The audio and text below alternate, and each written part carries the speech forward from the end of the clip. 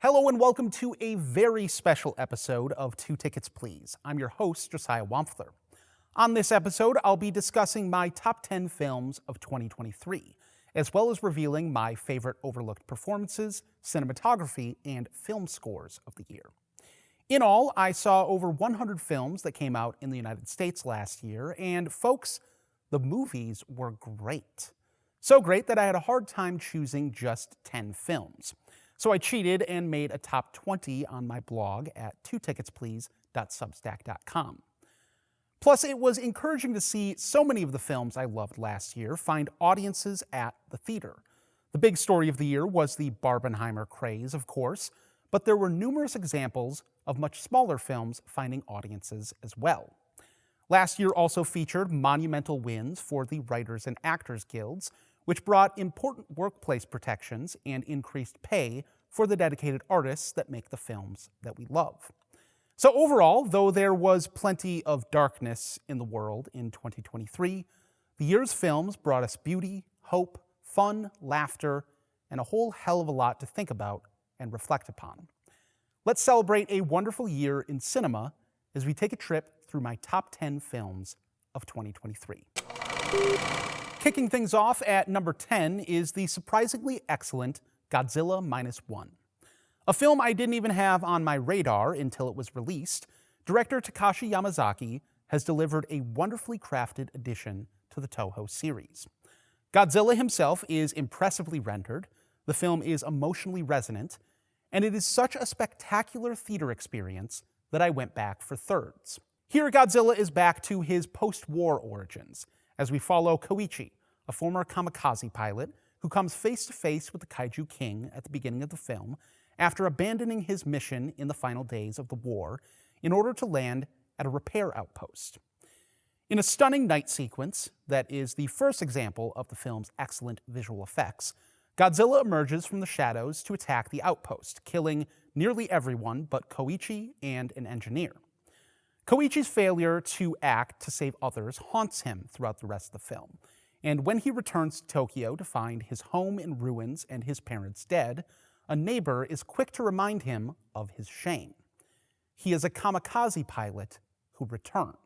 Godzilla Minus One is audaciously sentimental and profoundly humanist. It's a film about regular folks who have been dehumanized and abandoned by world powers. The fight against Godzilla is not just against the nuclear destruction he represents, but it is a fight against the very nationalistic death drive that imperialism demands. Kamikaze pilots are a preeminent example of that, and Yamazaki sets Koichi on a journey to defeat not just the literal monster destroying Japan, but the metaphysical death drive that he's been conditioned to accept. On this journey, Koichi finds people not just to die for, but to live for. While rebuilding his life, he reluctantly takes in a woman, Noriko, and a child, Akiko, who are desperate for a place to stay. Noriko took in the child who had been orphaned in the bombing, and the three quickly become an unlikely family. An example of Yamazaki's almost anarchist theme coming to the fore, that ordinary people coming together in solidarity have the power to improve their conditions where governments fail.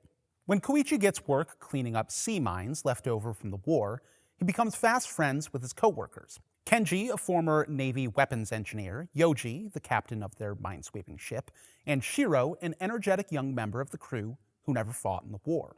Shiro serves as an example of the life the others could have had without the war. Koji is a wise father figure to Shiro and excellent comedy relief. And Kenji eventually hatches the plan to defeat Godzilla. All of these relationships that Koichi forms are not only integral to defeating Godzilla, but also help him overcome the shame of his past and bring hope to his future. With stunning visuals and incredible creature design for Godzilla, an amazing score, and wonderful performances, Godzilla Minus One brings a thematic resonance and emotional weight back to the franchise. Plus, it's just a great time at the theater. The ninth film in my countdown is once again from Japan. It is Hayao Miyazaki's The Boy and the Heron. A tremendous epilogue to a legendary career, Miyazaki's very soul is on display here, as he contends with his past, his legacy, and death itself. It's a Rorschach test, a dense thematic dreamscape, that poses endless questions, invites numerous explanations, and elicits a deep well of emotion.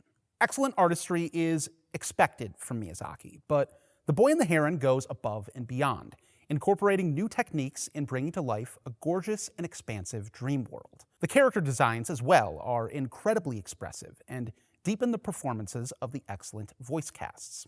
Composer Joe Hisaishi's score, always a highlight for any Miyazaki film, is one of those film scores I immediately knew I would want to own. His compositions are simply wonderful, varied and vibrant enough to stand on their own, but within the context of the film, the music often serves as an emotional anchor through Miyazaki's dream logic. The film's central motif, Ask Me Why, is a simple, powerful piano piece that feels both delicate and resolute. It's a shame that Hisaishi did not receive an Oscar nomination for his work. The Boy and the Heron is overflowing with ideas, and I covered some of the possible interpretations in my full review, which you can find in episode 16. I'll just conclude by saying, if this is truly the last thing we ever get from the great Hayao Miyazaki, what a stunning and fitting way to end a career. My number 8 film makes it a hat trick for Japan, with director Hirokazu Koreeda's Monster. When Saori's young son, Minato, starts behaving strangely, the single mother probes him about events at school and discovers that he is being mistreated by his teacher. When she takes this information to the school, we begin to question what the reality of the situation is, as everyone has a different side to the story. The events in question are shown to us from the different characters' perspectives, starting with Saori, the teacher himself, the principal, and eventually Minato. As the Rashomon-style mystery unfolds, it becomes clear that the film's title, Monster, refers not to any particular character, but to the monstrous ways that we sell each other short by not communicating with empathy. The film shows how often we refuse to give each other the grace that should be afforded to the flawed, complicated beings that we are. Koreeda's films have always been tremendously tender, compassionate, and deeply humanist, but the formal construction here is new. By withholding information from us and immersing us in his characters' perspectives, Koreeda constantly challenges audience assumptions and reveals the insidious ways that we judge others without fully understanding their point of view. It's also a film that benefits from repeat viewings, as once we understand where these characters are coming from, we see how often our rush to judgment is based in internalized gender essentialism, heteronormativity, sexism, and other forms of thinking that reinforce social hierarchies. In many ways, even adults sort each other into cliques like schoolchildren.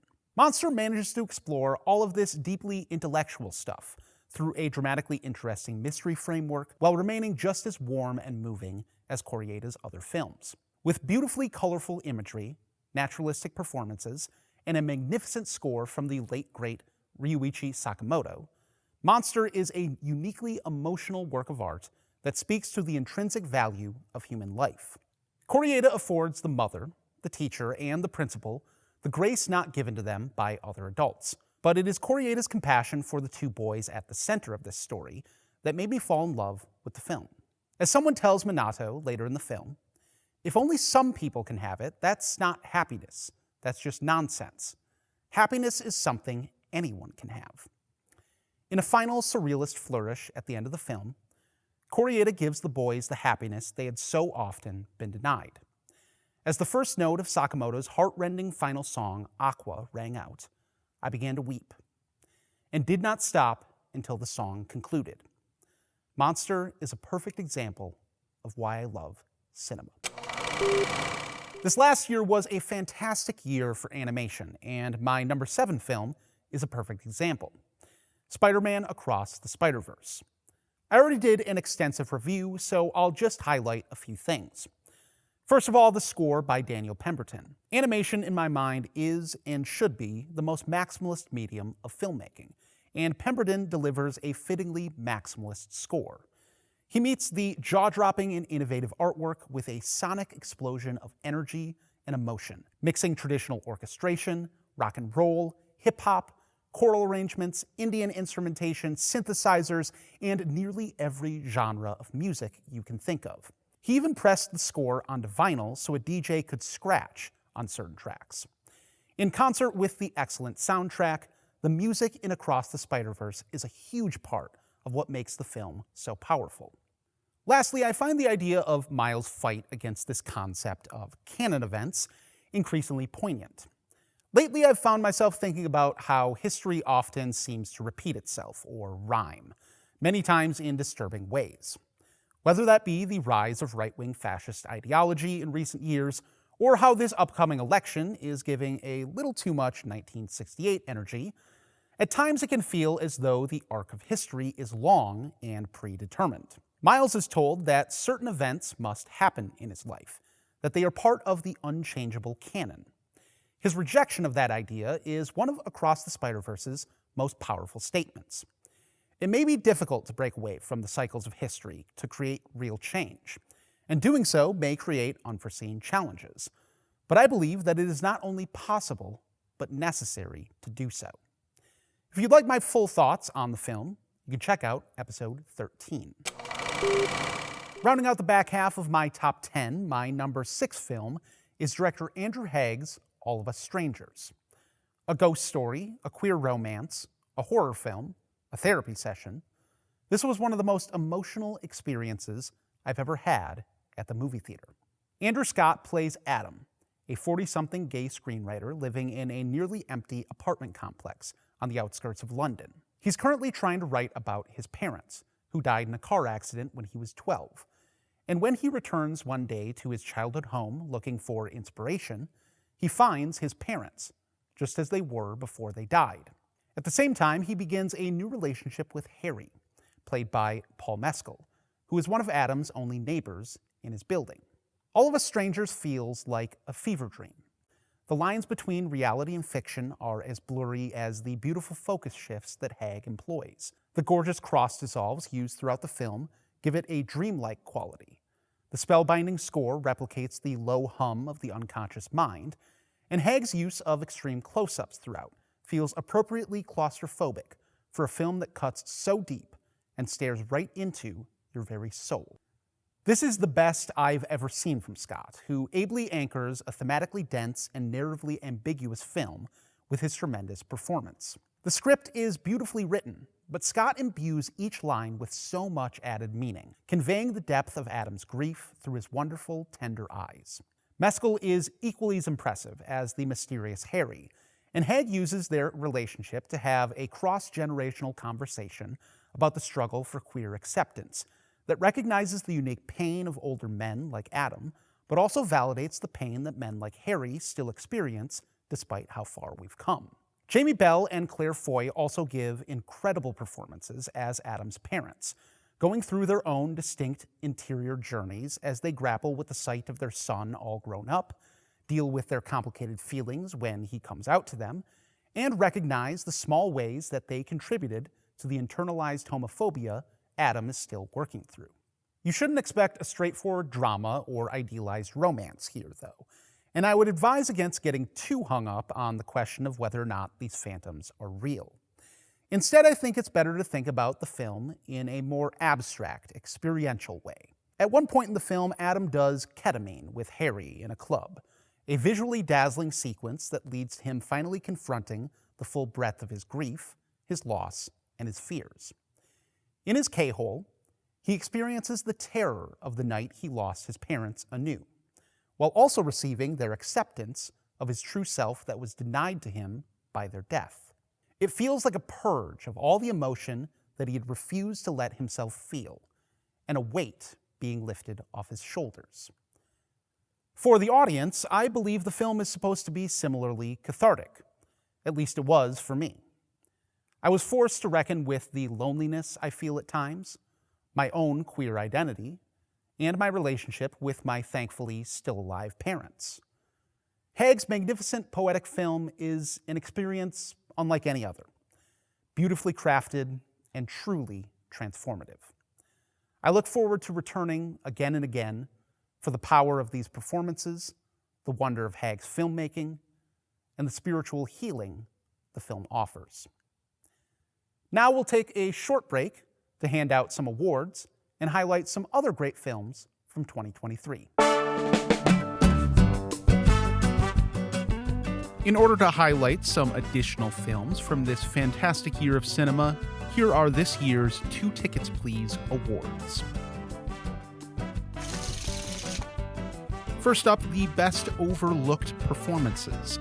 These are performances that did not receive major awards nominations, but that deserve recognition. The nominees are Teo Yu for Past Lives, Zac Efron for The Iron Claw, Rosie McEwen for Blue Jean, Teyana Taylor for 1001, Glenn Howerton for Blackberry, Rachel McAdams for Are You There, God? It's Me, Margaret, Claire Foy for All of Us Strangers, Anjanou Ellis-Taylor for Origin, Eliza Scanlon for The Starling Girl, and Salah Bakri for The Blue Caftan. And the winners are Claire Foy and Teyana Taylor. Foy in All of Us Strangers communicates complex emotions through her facial expressions alone. There is one scene where she is looking at her now grown son, where she goes through an entire emotional journey with her eyes alone. 1001 was a criminally underlooked film, and Taylor's performance is the powerhouse breakout of the year that received far too little buzz. She plays a mother fighting against systems of poverty, gentrification, and child services, and brings an incredible amount of warmth to a character that can be hard to root for at times. Next up is Best Cinematography. The nominees are Rodrigo Prieto for Killers of the Flower Moon, Hoyte van Hoytema for Oppenheimer, Jamie D. Ramsey for All of Us Strangers, Karam Hussein for Infinity Pool, Ed Lachman for El Conde, and Eric Messerschmidt for The Killer. And the winner is Jamie Ramsey for All of Us Strangers. It's difficult to choose against Oppenheimer, but Jamie Ramsey's work on All of Us Strangers is absolutely integral to the trance the film puts its audience in. With masterful focus shifts, moody lighting, amazing cross dissolves, and a club sequence that had me smiling ear to ear due to the sheer audacity of the craft, Ramsey has gifted us with frames that will live in my mind for all time. And finally, my picks for Best Score of the Year. Gavin Brivik for How to Blow Up a Pipeline, Robbie Robertson for Killers of the Flower Moon, Ludwig Göransson for Oppenheimer, Daniel Pemberton for Spider-Man Across the Spider-Verse, Joe Hisaishi for The Boy and the Heron, and Ryuichi Sakamoto for Monster. Talk about a stacked category, but the winner is Spider-Man Across the Spider-Verse. I already spoke about the score earlier, so I'll just say this.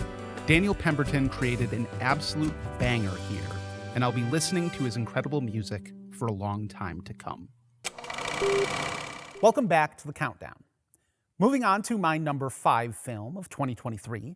It's a film I reviewed in the summer and turned out to be one of the biggest films of the year. It's director Christopher Nolan's Oppenheimer. The craft on display in Nolan's epic is astounding. Gorgeous 70mm IMAX cinematography from Hoyte van Hoytema, a wildly inventive and ambitious score from Ludwig Göransson, seamless propulsive editing from Jennifer Lame. Nolan's team delivered in spades. And that's not even getting into the cast, which is truly stacked and features career highlight performances from Robert Downey Jr. and Cillian Murphy. The writing, though, has not been talked about quite as much, and I think it's one of the film's strongest aspects. Nolan covers a ton of ground in the film, usually a crippling flaw of biopics, because they often feel overstuffed and become less of a film and more of a highlight reel. But though Oppenheimer spans nearly all of the man's life, it never feels disjointed, tedious, or rudderless the way many biopics feel. I think the difference here is that Nolan has something to say about Oppenheimer. He is not just assembling the pieces of his life. He is building a thesis on that life. We see the magic start at the very beginning as he and editor Jennifer Lame cut between Downey Jr.'s Strauss and older Oppenheimer facing questioning by the very government that once hailed him as a hero, and a younger version of the scientist wrapped up in his dreams at school. Each moment flows perfectly into the next, giving comment on the one that came before and giving meaning to the whole. These pieces come together to form the factual story of Oppenheimer's life, which Nolan was determined to depict accurately. But it is the moments of poetry that allow for the interpretive part of this thesis. The poison apple, bringing to mind the tree of the knowledge of good and evil in the Garden of Eden, the fall into sin. The beautiful shot of Oppenheimer staring into a puddle of water in the rain, the ripples cascading outward like the blast radius of the weapon he will one day create, or the simple shot of him looking at a Picasso, which to me brought to mind another of the artist's work, Guernica, which depicts the 1937 bombing of Guernica, Spain by Nazi Germany and the fascist Spanish government, another of history's infamous war crimes. These details imbue the story with power and beauty, and lend additional meaning to the historical record on which the film is based. And Nolan's ultimate thesis, a dire warning about the continued proliferation of nuclear weapons in the world, is as important as ever. As I speak, a nuclear-armed state is waging a war of ethnic cleansing in Gaza, a state that has had members of its government muse about using such a weapon on the tiny territory. Oppenheimer does what all great films about the past do. It tells us how we got to our present and how we can avoid repeating the mistakes of our past. You can hear my full thoughts on Oppenheimer in episode 14. My number 4 film of 2023 is one of the most impressive directorial debuts that I've ever seen. It's Celine Song's Past Lives. A film that may be among the greatest romance films of all time, Song brings a level of complexity and emotional maturity to Past Lives that is often lacking in the genre. She starts with bar patrons teasing a possible salacious love triangle between a mysterious threesome. Nora, played by Greta Lee, Hae-sung, played by Tae Yoo, and Arthur, played by John Magaro. But Song is far too clever to settle for the obvious tropes. Instead, her film draws upon her own life experiences, offering a more expansive view of love and a moving portrayal of the immigrant experience. Arthur understands how things would normally go in the movie about their predicament, when Nora's childhood friend, Hae-sung, visits her in New York one fateful week. In one of the film's best scenes, while lying in bed with his wife, he jokes, "I was just thinking about what a good story this is. Childhood sweethearts reconnect 20 years later, only to realize they were meant for each other. In the story, I would be the evil white American husband, standing in the way of destiny." But Arthur is not the villain of Past Lives. While we are enthralled with the deep, aching desire between Hae-sung and Nora, watching it grow from childhood into adulthood, the love Nora has for Arthur is incredibly palpable. We get it. When Nora explains the concept of inyan to Arthur, that the chemistry between two people, possibly the love that they share, is owed to interactions in their past lives, she jokes that it's just something Koreans say to seduce someone. It's a great pickup line, but she also seduces us with the idea. There seems to be an almost cosmic quality to the love on display here, and inyan is a beautiful, poetic way to explain the fervent, yearning love Nora has for both men. With 3 tremendous performances, patient, elegant cinematography, a gorgeous score, and exquisite lyrical writing at its core, Song has delivered a masterpiece with her debut. I can't wait to see what she does next. You can check out my full review of Past Lives in episode 13. My number 3 film of 2023 is another directorial debut, Georgia Oakley's Blue Jean. The best film I saw at last year's Wisconsin Film Festival, upon rewatch, my admiration has only grown. And sadly, Oakley's film seems to be becoming more prescient by the day. A powerfully political film that urgently connects the queer struggles of our past to our present, Blue Jean centers on lesbian Phi Ed teacher Jean, played brilliantly by Rosie McEwen. Set in 1980s Britain during the Thatcher years, Jean is forced to live a double life due to a culture of silence and repression created by a law criminalizing the discussion of homosexuality in schools. Oakley brilliantly immerses us into Jean's anxiety-inducing world with a vibrant visual style and anguishing, ethereal score from composer Chris Rowe. With long, slow zooms, claustrophobic framing, haunting piano, and trembling strings, Oakley submerges us deep into Jean's psyche and the Orwellian nightmare that has been forced on her by reactionary, homophobic policy. Though most of the film is quite grounded, Oakley does verge into the surreal at one point, peering into Jean's mind to see her shame and fear depicted as a cold, ghastly game of netball. The entire world set against her and one of her students, who is also queer. It's one of the most evocative fusions of image and music that I saw all year. In actualizing the terror of Jean's situation so brilliantly, Oakley makes her film's political message all the more powerful, empathetic, and hopeful. Everything is political, Jean's girlfriend tells her, and these words are ultimately at the core of her political awakening. Everything is political for queer folks, because society has constantly chose to make our very existence a political question. From the persecution of queer teachers in the 80s to the persecution of trans people today, the struggle for queer liberation is ongoing. As Jean learns, when your existence has been deemed political, the only rational response is to join the struggle. Blue Jean beautifully shows that taking action politically can take various forms. It can be doing mutual aid, being a safe place for queer kids at school, or even the difficult choice to publicly come out and take pride in your queerness. Oakley, in her incredible debut, shows us that there is power, healing, and hope in that pride. Next up, my number 2 film of 2023 is a towering, audacious work by one of the greatest filmmakers of all time. It's Martin Scorsese's Killers of the Flower Moon. The film tells the true story of Molly Burkhart, played by Lily Gladstone, an Osage woman in the early 1900s who became embroiled in a conspiracy against her family that sought to take their land rights. The perpetrators were her husband, Ernest, and his uncle, William Hale, played by Leonardo DiCaprio and Robert De Niro, respectively. In this 3.5-hour epic that does not feel its length, Gladstone is transcendent. DiCaprio and De Niro are as great as ever, the cinematography is spectacular, and Robbie Robertson's final score is terrific.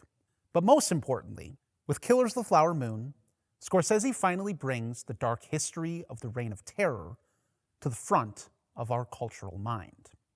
Marty continues to work miracles, seemingly getting better as he ages and broadening his perspective with each new film. With Killers of the Flower Moon, he made sure to incorporate Osage voices in the process, which led him to scrapping the original script and shifting the focus away from the FBI's role in the narrative and toward the relationship between Molly and Ernest. As Gladstone has pointed out in interviews, the FBI used the Burkhart case as a way to legitimize the agency, just like the U.S. government used treaties with native tribes to legitimize itself as a state. In both cases, after the good headlines, Indigenous people were abandoned. Shifting the story's focus was necessary because it decentralized the FBI in favor of Osage voices. Plus, it allowed Scorsese to do what we know he does so well, probing the mindset of men who commit evil deeds. In Ernest's dim-witted eyes and Hale's owl-like goggles, Scorsese shows us America's own reflection and the dark history we refuse to confront. In my full review, I mentioned how the word genocide is used by an Osage chief in the film decades before it was ever coined. It's a profoundly interesting choice that is not only another example of Scorsese prioritizing Osage voices, but I think the use of the word is an act of solidarity with Native people. The American government itself has never fully acknowledged its actions against Indigenous people as genocide, and certainly never atoned for it in any meaningful way. By using the word in his film, despite the linguistic inaccuracy, Scorsese acknowledges the reality in full, and codifies that reality within American cinema. In addition, it also speaks to our present reality, when an unacknowledged genocide against the people of Gaza is taking place with the full support of the United States government. As Scorsese reminds us at the end of Killers of the Flower Moon, The evil perpetrated by the American Empire did not die with Ernest Burkhart and William Hale. It continues to this day. The Osage struggle continues as well. The Palestinian struggle continues. Will we recognize the dark reality or bury it like we did the history here? For my full thoughts on Killers of the Flower Moon, you can check out episode 15. Finally, they may put me on a list for my #1 film of 2023. It's director Daniel Goldhaber's How to Blow Up a Pipeline, a Michael Mann-inspired thriller about a group of environmental activists attempting to blow up a pipeline. This thing has all the goods. Heart-pounding pacing, complex, relatable characters, a stellar synth-heavy score from Gavin Brivik, and a visceral, invigorating climax. This is the most fun you will ever have thinking about climate apocalypse. Based on a non-fiction political treatise of the same name, Goldhaber and his co-writers Jordan Scholl and Ariella Bearer, who also stars, built a heist-like thriller to house the book's argument that as the climate crisis worsens, activists must consider an escalation of tactics, in this case property destruction, to increase pressure on governments to take necessary action to reduce carbon emissions. The film quite effectively boils this political theory down into a fascinating and exciting case study. The writing here is wonderful, communicating these arguments through realistic, crisp dialogue that will feel familiar at times to anyone who's been involved in leftist organizing. Every great heist needs a good crew, and How to Blow Up a Pipeline's character work is what makes this not just a thrilling experience, but an emotional one as well. The characters' backstories are interspersed throughout the film, and it is quickly apparent how diverse the group is. There is Black, White, Latinx, and Indigenous representation, and through each of their individual stories, we see the personal reasons they have become radicalized by the climate emergency. The most interesting wrinkle of the story is Dwayne, though, an otherwise typical white Texas conservative who has joined the cause because the pipeline they are targeting is being built on his land. Through these remarkably well-written characters, How to Blow Up a Pipeline shows how the climate crisis intersects with so many other issues, and the movement to prevent further degradation of our planet is a movement for everybody. This last summer was the hottest ever recorded. Here in Wisconsin, we've had an extremely mild winter with little snow and above-average temperatures. The climate crisis is accelerating, and those in power are doing little to stop it. How to Blow Up a Pipeline doesn't spend time trying to convince its audience that climate change is real or that the situation is dire. It wisely assumes we all know that. Instead, it takes a stark look at where we are and argues for a way forward. It offers a critique of what hasn't worked thus far for the movement and invites a philosophical discussion about what actions will lead to victory. Whatever your opinion on the arguments of the film, we cannot live on a dying planet. What is most important for us all is to be engaged in the struggle in whatever way that we can. How to Blow Up a Pipeline is an incredibly effective piece of propaganda for that struggle. That'll do it for this episode of 2 Tickets Please.